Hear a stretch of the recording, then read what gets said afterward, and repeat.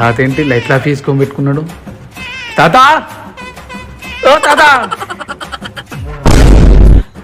నువ్వు ఇప్పుడు వచ్చారా? ఆపరా ఆపరా తాత, తాత, తాత. కరెంటు బిల్లు ఎవరు కొడతాడా?